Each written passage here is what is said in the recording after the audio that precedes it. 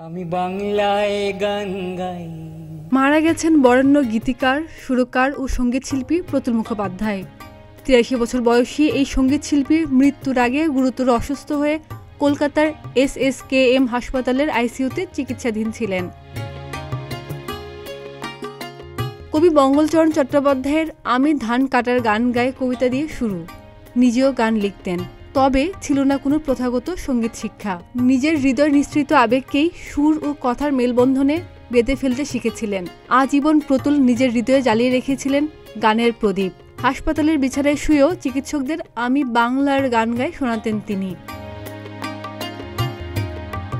শুধু আমি বাংলার গান গাই এই গানটিই নয়, প্রতুল তার ৮৩ বছর বয়সে সৃষ্টি করেছেন অসংখ্য মণিমাণিক্য। পাথরে পাথরে নাচে আগুন, যেতে হবে, উঠো হে স্বপ্নের ফেরিওয়ালা, তোমাকে দেখেছিলাম স্বপনপুরে, অনেক নতুন বন্ধু হোক, এরকম অসংখ্য গানের স্রষ্টা তিনি। এছাড়া সাহিত্যে শীর্ষেন্দু মুখোপাধ্যায়ের গল্প অবলম্বনে তৈরি গোসাই বাগানের ভূত ছবির নেপথ্য শিল্পী ছিলেন তিনি। ১৯৪২ সালের ২৫ জুন অবিভক্ত বাংলার বরিশালে জন্মগ্রহণ করেন প্রতুল মুখোপাধ্যায়। দেশভাগের সময় সপরিবারে ভারতে পাড়ি জমান তিনি।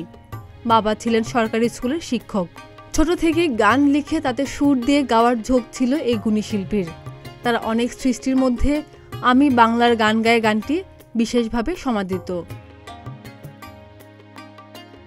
খাদিজা নিপা, প্রতিদিনের বাংলাদেশ।